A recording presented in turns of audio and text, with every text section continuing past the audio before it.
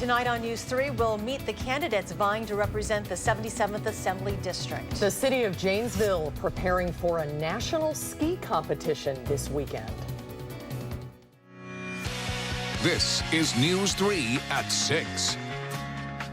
Thanks for joining us tonight at 6. Eric is off this week. We'll have those stories in just a few minutes. First, Dane County crews are helping out with reports of damage in Deerfield after a report of a tornado touched down there this afternoon. News 3's Amy Reed is there with the latest. Amy? Yeah, we're at about Main and Industrial here, where people here say that they saw a tornado come through. Now, I'll step out of the way so you can see some of this. You can see there's a flag kind of pulled off of these posts, and this is about where residents said they saw the tornado come through, just kind of right down this channel. Some of the other damage that we picked up, there were some trees down on some blocks over from here, landed, it looked like, on the side of a house. And we also spoke to one of the people that lives right along here, and she said she was just hanging out, had just taken out her dog when who knows what started happening outside. Up in the sky because it's starting to get really dark, and it looked a little like iffy. And then I go upstairs, assume everything's fine because there's no sirens or anything. It just said severe thunderstorm warning. But I look outside the window and it's like downpouring, and all of a sudden it starts getting more and more windy. The rain's like starting to spin, and like the leaves are, and then like the trees are like bending crazy. And I was just kind of like looking like, what is going on? Is that a giant gust of wind or? And then it lasted for about 30 seconds, and it was over. Now, Tina told me that that was the first tornado that she'd seen, and like she said, they didn't hear any sirens go off, so she was a little confused as to what was going on. She showed me some of her kayak in her backyard had been taken about 50 yards away, and she was actually evacuated out of her home, so she was able to just check in just a few minutes ago, so we'll have to check back in with her and see what other kind of damage she saw at her property. And so we've heard so far that this is a probable tornado. Of course, more investigation to go into that. I'll go ahead and send it back to you. All right, Amy Reed reporting live tonight. Amy, thank you. And let's go to Chief Meteorologist Gary Canolti now with more. Well, it probably was a tornado, a very brief tornado and a weak tornado that touched down in Deerfield, but enough to do some damage. That's why you may not hear a siren if you're right where the storm starts. By that time, it's too late for any sirens to go off, and there wasn't even enough time to issue a warning from the National Weather Service. Only 2 severe weather reports, the possible tornado in Deerfield and some wind damage around Milton from these storms, but the report in Deerfield just before 4 o'clock, and then in Milton by 5:15, a large tree was reported down with some pea-sized hail as well. Now, as we take a look at high-resolution Doppler radar, those storms have moved into the southern tier of counties from around Platteville to Monroe to Janesville, and then over toward Kenosha. They're heading toward the southeast at about 40 miles per hour. I think most of those will be out of Wisconsin within about the next hour or so. Future Doppler track takes those storms into northern Illinois and weakens them pretty rapidly this evening. Low temperatures generally were in the upper 60s to around 70. Here in Madison, we topped out at 86, but a few places out to the west hit the 90-degree mark where they didn't have any storms at all, like up toward the La Crosse area. And you can clearly see where the rain has moved through. The temperatures have cooled off there into the 70s. Elsewhere, temperatures are in the 80s to the north and to the south of the thunderstorm area. Dew point temperatures are still pretty high, so we'll be looking at more humidity, at least through the overnight hours, maybe some patchy fog. But tomorrow, the humidity should come down. We'll see skies turn partly sunny with a high of 82. That's your first alert forecast. Thank you, Gary. For the latest weather information, check out our free Channel 3000 weather app. It includes our 12-hour and 10-day forecast with up-to-the-minute information on the go. Next at 6, Wisconsin's primary election is just 5 days away. If you live in certain areas of Madison, you'll be able to vote for the new 77th Assembly District representative. Representative Therese Berceau announced earlier this year that she would not seek re-election. Rose Schmidt introduces us to the candidates vying to take her seat. Rose? Well, crowded field of Democrats seems to be the theme of this August primary election. 4 candidates are in the running to represent the 77th district. Each one has a unique reason for running. 4 candidates who come from different backgrounds each believe they would bring something different to the legislature. We have 99 representatives in the state assembly, and we do not have any science professionals. Mark Garthwaite is hoping to be that professional. He's head of the Wisconsin Brewers Guild and a former biology research specialist at UW-Madison. That is something that sets me apart from everyone else. I can write good policy. Sheila Stubbs says she can do that well after serving as a Dane County supervisor for 13 years and being a special education teacher. I've studied the legal system, I've litigated cases, and I think that's an important background to have when drafting legislation. Shabnam Lotfi has been an immigration attorney since 2011 and owns her own law firm. So I think I bring the most credibility, the most unique background, the most diversity of experience. And John Imes says that diverse experience comes from being the head of the Wisconsin Environmental Initiative and serving as a trustee in Shorewood Hills. All four want to represent this area here, the 77th Assembly District, which covers the near west side of Madison and parts of South Madison. Each one has policy issues they want to make their top priority if they get to the state assembly. The most important issue for me personally is fair maps. I believe that gerrymandering is an attack on our democracy. The state used to fund the university in the mid-30s, 35–40% range. Now we're down into the low teens. Talking to voters, health insurance, and access to health insurance is definitely top of mind. My top issue is education. I'm funding education for our K-12 schools and our UW systems. Now it's up to you to decide which of these candidates would be best suited to be your next representative. Now, if you live in the 77th Assembly District, you can head to the polls starting at 8 a.m. on Tuesday. You'll also find a number of statewide races on your ballot, including primary elections for governor, state treasurer, U.S. Senate, and others as well. Rose Schmidt reporting tonight. Rose, thank you. A man charged in the shooting death of a Milwaukee police officer last month has pleaded not guilty. Jonathan Copeland Jr. entered his plea today. The 30-year-old faces 3 felony charges, including first-degree intentional homicide for the shooting death of 52-year-old officer Michael Mahalski. Copeland is also charged with attempted first-degree intentional homicide for shooting at 2 other officers. Those officers were not hit. Madison College Portage is set to become the first regional campus to offer a gateway to college. It's a national program that helps students who didn't finish high school get a higher education. The program has been successful at the Truax campus for the past 5 years, and now Portage is following the lead. Jamie Perez shares the story of one student who just completed her first semester in the program, who says her life has made a 180. Some people think of dropping out of school as a last chance. What if you were given the chance to start over? Taylor Smith got that second chance.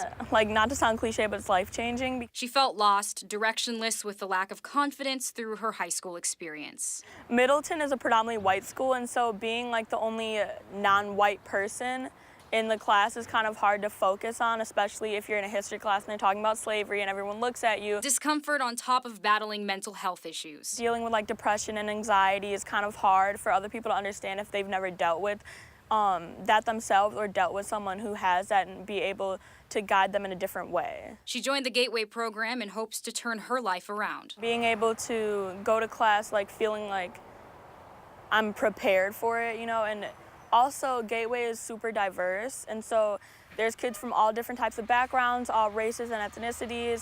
Like Taylor, many other students turn to the Gateway program to do the same, but the greater issue is still at hand. Good for Taylor and sad for our students who feel that way still. And yet, I would state publicly that our biggest challenge is that we are a really great school district for many kids, but we're a poor district for some kids. It's just one step toward making America's school systems accommodating for everyone, and Taylor is just one example of a new beginning. I plan on coming here to MATC and doing a 1-year transfer because I already have 1 year done because of Gateway, doing a transfer UW Madison. In Portage, Jamie Perez, WISC News 3. 43 colleges in 23 states have a Gateway program, and many who go on to become honor students. Taylor says she plans to finish college at UW-Madison and hopefully become a social worker. And while Portage will offer its first Gateway program this fall with as many as 19 students to start out, Mount Horeb is also considering adding the program. Supporters of stronger gun control laws put hundreds of pairs of shoes on the steps of the state capitol today, among them survivors of the Parkland High School shooting. The display featured 664 pairs of empty shoes, representing the 664 Wisconsinites killed with a gun over the last year. Businesses in Janesville are preparing for a major skiing event this weekend. The 44th Ski Show National Championships is expected to bring over 5,000 people to the city. Rock County reporter Adam Duxter joins us from our bureau in the Janesville Gazette with what this means for the city of Janesville. Adam? Well, the games do start tomorrow, but this weekend is one that Janesville restaurants and businesses have had on their calendar for quite some time.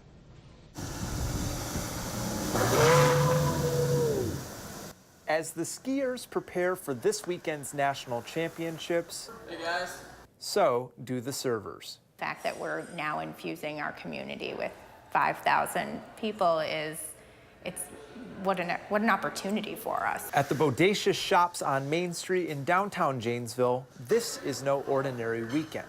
It's an opportunity for their shops to bring in new customers and for the city to make an impression. I hope they take away that Janesville is really working to offer unique things, that we're friendly people, that we want to talk, we want to connect with others, and we want them to be welcome in the community.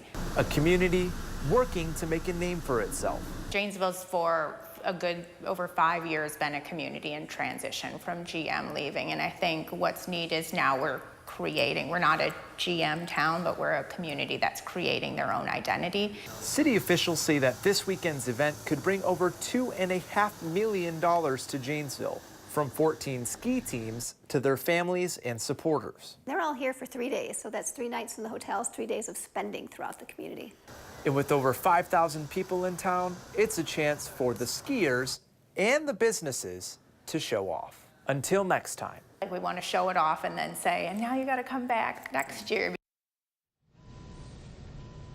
Now it all starts tomorrow at Janesville's Traxler Park, home of the Rock Aquajays, who will also be competing this weekend. Adam Duxter in our Rock County Bureau. Adam, thank you. Still to come, Gary has your updated forecast. And Madison's newest park celebrates its grand opening today. We'll check it out when we come back.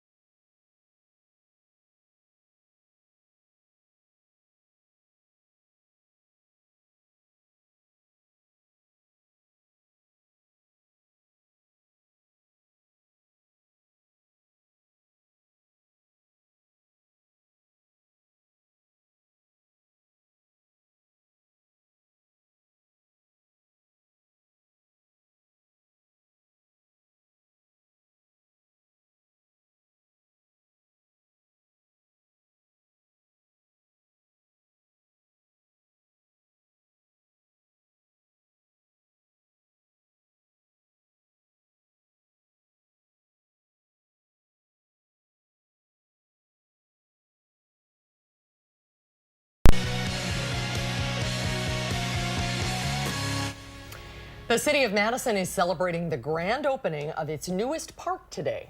1, 2, 3, They missed some rain there. The ribbon was cut. The new park, named Thousand Oaks Park, is located in the 1000 Oaks neighborhood on Madison's far west side. As a part of a new subdivision, this 15-acre park features an open field, reservable shelter, walking path, seating, and play areas. More than 55,000 Americans will be diagnosed with pancreatic cancer this year, and survival rates have not improved over decades of treatment and research. It is the third most deadly cancer here in Wisconsin, and the symptoms are often non-existent or vague, things like stomach ache or weight loss. But this has been a year of unforeseen breakthroughs in the field. A new trial overseas had patients living an average of 4.5 years with the disease, which is the longest survival ever demonstrated in pancreatic cancer. UW oncologist Dr. Noel Locante says getting support for research can be difficult because there aren't many advocates. We don't have survivors. Patients are not living long enough to be their own advocate. They have a lot of other things to worry about other than fundraising for cancer research. The analogy I like to give is that with pancreas cancer, we're where we were with breast cancer in the 1940s. It is such an insidious, dastardly disease, and nobody really has paid that much attention to it. The longest serving governor in Wisconsin history and former U.S. Secretary of Health and Human Services, Tommy Thompson, lost both of his brothers and his best childhood friend to pancreatic cancer.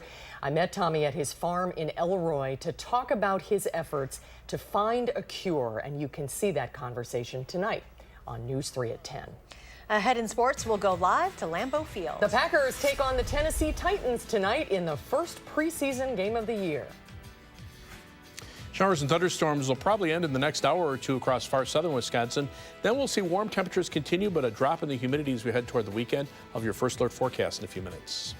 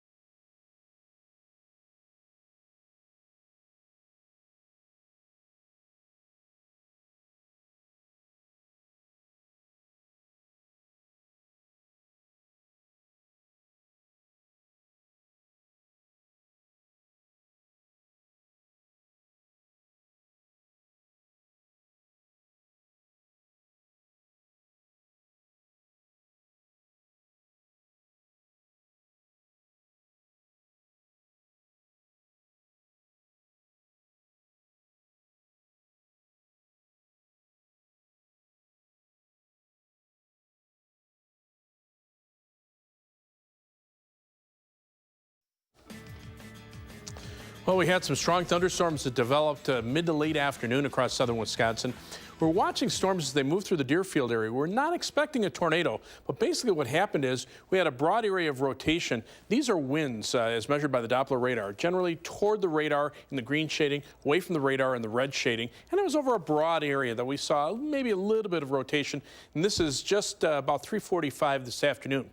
Look what happened just a few minutes later, around 3:46. you can see this little tight circulation just to the north of Deerfield. This is where a possible tornado may have developed. Probably a weak tornado, winds maybe 60, 70, 80 miles per hour tops, caused a little bit of damage, and then just a couple of minutes later, by 3:50, we're back to that broad wind circulation, and if there was a tornado, it was probably gone. Again, there probably was a tornado, but a weak tornado at 60 or 70 miles per hour compared to straight line winds at 70 miles per hour can cause the same amount of damage. But that's why when people say, well, it was only a severe thunderstorm warning, that's why we always put out severe thunderstorm warnings to make sure people are aware that there's the potential for some damage, whether it's from a tornado or from straight line winds. High resolution Doppler radar now shows most of the stronger thunderstorms near the Illinois state line, a few storms in and around the Platteville area, but these are moving toward the southeast and probably within the next hour or two should be out of southern Wisconsin. 12-hour precipitation estimates show that maybe about 1 or 2 inches of rain fell from southeastern Dane County to northern portions of Rock County around Milton. In fact, the wind damage report there had about 1.5 inches of rain in about a half-hour time period. The almanac for today, high temperature 86 before the showers and storms arrived, low temperature at 71. Right now we're at 71 degrees, mostly cloudy skies. The air is calm, but the humidity is high thanks to the rain that fell. Temperatures are in the 80s in areas where it didn't rain, but starting to cool off in the 70s in northern Wisconsin. We'll see our temperatures drop off by a couple degrees for tomorrow, but the humidity levels should be down. So for tonight, showers and thunderstorms land in the next hour or two. Then it'll be partly cloudy with patchy fog late, low temperature dropping to 62. Tomorrow's high at 82, so just a couple degrees cooler than today, but it'll be less humid. As we check out future track, the storms moving out very quickly this evening. Maybe a few patchy areas of fog overnight with lows in the lower 60s. Tomorrow, high temperatures in the lower 80s, partly sunny skies. I think the rain chances are very, very small for tomorrow. Tomorrow night will clear out with low temperatures in the lower 60s, and then Saturday, mostly sunny skies, high temperatures in the middle 80s. 7 to 10 day forecast. Those temperatures stay warm through next week, just like we were talking about before. Looks like highs mid to upper 80s into Monday. A little more humidity midweek could lead to some thunderstorm chances, and highs in the low to mid 80s at the end of next week. Coming up, the Padres show the Brewers why you don't quit until the final outs. And we head to Lambeau Field where the Packers kick off the preseason against Tennessee. Jay Wilson's on it next.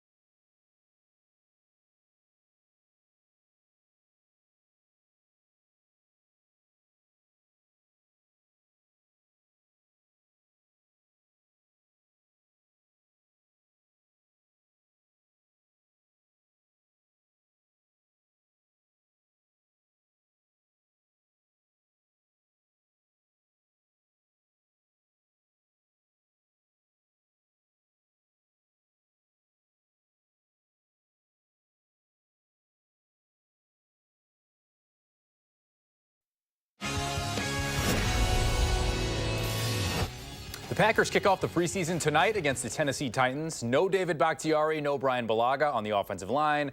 Means Aaron Rodgers in long sleeves and a baseball cap tonight at Lambeau Field. Now, something tells me that won't deter the Packers faithful. Jay Wilson in Green Bay with a preview of tonight's opener. Good evening. Hi, Kevin, and good evening, everyone. It is a beautiful night for football here in Green Bay. Temperatures around 80, and we're not expecting any rain. Now, for some, NFL preseason football isn't exactly their cup of tea, but for many on the 90-man Packer roster, it's an important night. It's their chance to make an impression, perhaps make the 53-man final roster, and maybe even play in some real-life NFL games coming up in September. Tonight, the Packers and Tennessee Titans open the 2018 preseason. As Kevin mentioned, we're not expecting Aaron Rodgers to play, but we'll see at least a couple of the backup contenders at quarterback, Brett Hundley and Deshaun Kaiser. Now, between them, they started 14 games last season. Kaiser started 5 with the Cleveland Browns before being traded to Green Bay in the offseason. And Hundley, of course, was thrown into the fire for the Packers when Aaron Rodgers was injured.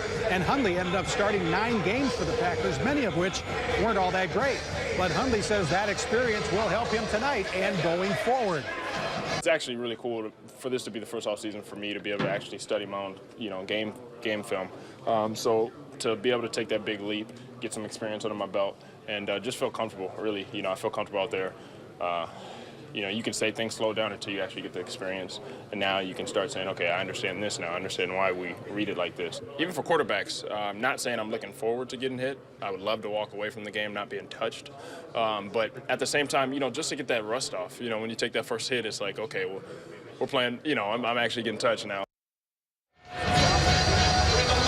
We could actually also see another quarterback, undrafted free agent Tim Boyle, take a few snaps later this evening as well. Now, if you're ever wondering if there's any correlation between success in the preseason, well, last year the Packers went 3-1 in the preseason.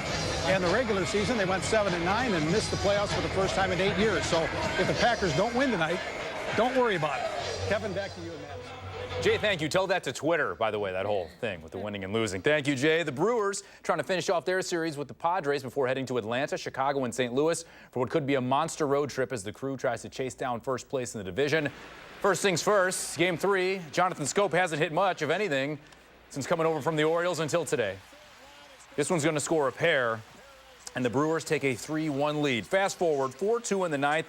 Corey Knebel, bases loaded, he's in trouble. Travis Jankowski taps one, Knebel. Everybody's safe, a run scores. It's 4-3. Knebel pulled. Joakim Soria in the game. Craig Counsell doesn't want to watch. Base is still loaded. Hunter Renfroe.